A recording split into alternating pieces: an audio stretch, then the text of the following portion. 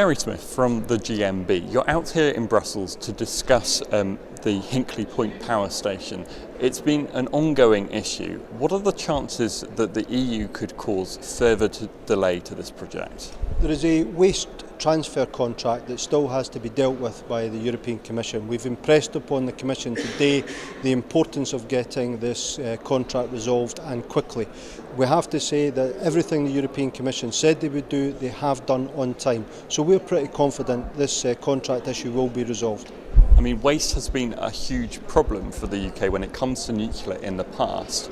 If all is okay on this particular contract in the eyes of European law, does all look okay, or is there a wider, broader issue where you have concerns? Well, I would stress the European Commission has done what they said they would do on time. The real problem with nuclear waste in the UK is the government's own strategy. It's in utter disarray. The British government effectively has no long-term strategy for nuclear waste at the moment, and this has to be dealt with. And let's not forget, we are looking at massive cuts in the budgets for decommissioning old nuclear sites, including those in the southwest of England, and those cuts will probably come into force next year. If that happens, it will leave any suggestion we've got a strategy for nuclear waste in absolute tatters. What are you expecting the EU, should the EU do anything about this lack of a strategy when it comes to waste? Does it affect the EU? Do you think pressure from Europe might help if you feel that it's ultimately detrimental to the British government? We have spoken to the Commission about our concerns about the British government. This is a government that's quick to criticise the European Commission when it suits them. We've brought our concerns to the attention of both the Commission and members of the European Parliament, and we hope they'll follow this up with the British government. We are pro-nuclear. New nuclear is very important in producing low-carbon electricity, but the people of Britain rightly expect us to have a strategy in place to deal with the waste, and at the moment this government doesn't have one.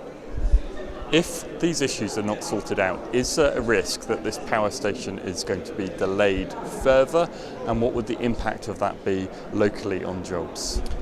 There is a risk to the project. In law, there has to be a strategy to deal with nuclear waste, and any delay will have a disastrous impact in terms of the local economy and across the UK in terms of the manufacturing supply chain. It would be bad news for the environment, it would be bad news for jobs as well. You mentioned the environment there. There's outstanding, it looks like we may have legal action ahead challenging this power station and challenging the EU's support so far for it. How much of a threat do you see that as being on the horizon? Having looked quite carefully at possible legal challenges, and we won't know if there's a legal challenge possibly until next March. We don't think the legal challenge is a serious threat.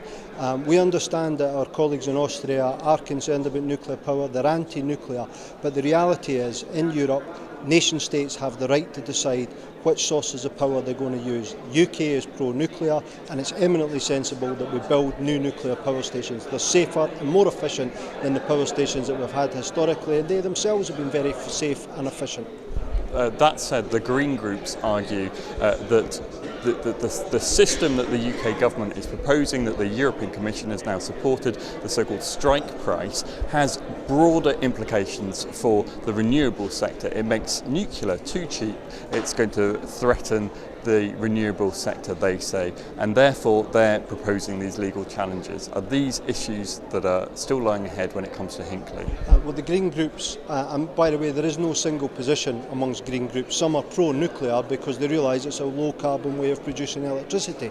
But the Green groups need to bear in mind, those who are anti-nuclear, that both renewables and nuclear depend on subsidies. We can call it strike prices, we can call it whatever you want. The truth is, both these industries are expensive and they're heavily dependent on subsidy. There is no cheap and easy options for the UK. If renewables can't meet all the electricity demand in the country, and even if they could, it's very, very expensive. And we've never hidden the fact, as a pro-nuclear union, that nuclear requires a public subsidy to make it viable too. Just to sum up then, how important is this project for Somerset?